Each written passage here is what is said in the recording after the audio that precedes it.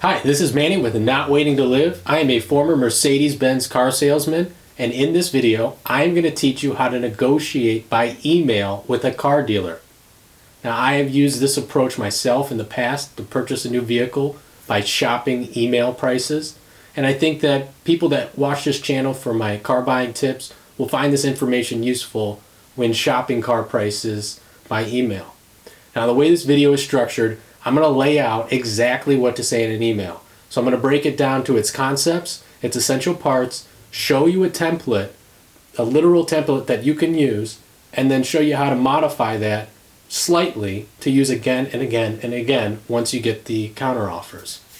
So to get started here, we'll just break down the three essential parts of the email that you're going to send to a dealer.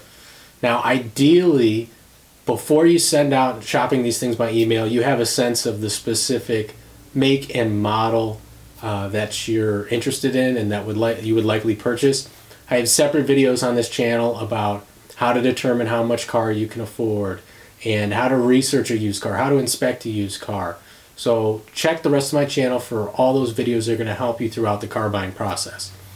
So to start, establish the objective. Every email that you send to a dealer should have a clearly stated objective, because you might be sending this to a general inbox. This email might go to a secretary or a general manager or assistant manager, maybe a salesperson. You don't know who it's going to be passed around to or how many times that'll happen, so make sure your objective is clearly stated. In your objective, there needs to be a time frame and a sense of purpose and urgency.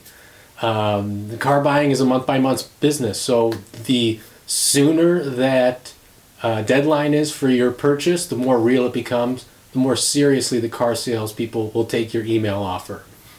Once you have established what you're looking for, also make sure you include that you believe they have one on the lot.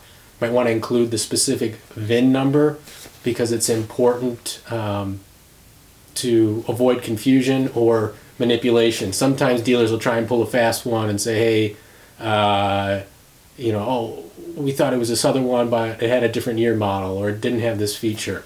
So include the VIN number as well. After your objective, really the meat of this negotiation is to include and cite your alternatives. So anything you negotiate in life, or your ability to negotiate in life, is proportional to your ability to walk away. So whether these alternatives are real or not, they're essential to creating the urgency for this person to come and meet you at a lower price. When you're looking for alternatives, they should be reasonable. If you're looking for a Toyota Corolla, a Honda Civic, it's a logical alternative.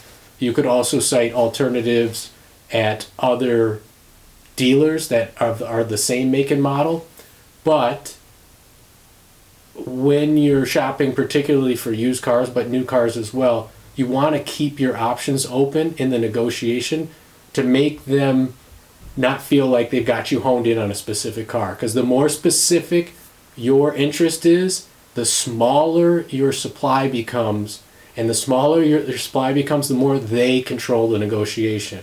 Because a lot of times, contrary to popular belief, yes, there are millions of cars out there, but a lot of times you'll find yourself in a negotiation where they're within 500-mile radius, there's not a lot of exactly what you want if you're picky. So keep your base as wide as you can when you're doing these negotiations. Look across alternatives across multiple manufacturers. And I cover a lot of this in my video about used car negotiation in person, but these concepts are essentially the same. Then every offer, or every email should include an offer. This offer should be spelled out with a number and a date. Whether that's this day or this week or later this month, there should be something that makes this real, because things change when there's a real number. It's one thing to talk in generalities about wiggle room or lower prices. It's another thing to put an offer on the table and see if they're willing to accept it. Because a lot of negotiation in general has to do with things and factors beyond your control. You never really know what somebody's willing to accept. So it's important that you put this out there, and you're doing this by email. So it's just a couple couple extra clicks, spend a little more time, look at another email address from a dealership 200 miles away. Send it away. If you have any questions about what to write, I have an example email typed out here as a template. And you can use this template to just send it and get the results that you're looking for. I'll just read it through here, and then I'll show you how to modify it to repeat the process. So, hi, my name is Manny. I'm considering purchasing a make Model X this week. I see you have one on your lot with the year, mileage, and equipment I want. I'm considering make and Model X against competitor Model Y and competitor Model Z I test drove last week. I like those cars, but for the right price, I'd prefer make and Model X. I'd like to make an offer to buy your make and Model X contingent upon an inspection. Will you accept dollar amount for the vehicle? Thank you for your time. This is straightforward, rinse and repeat.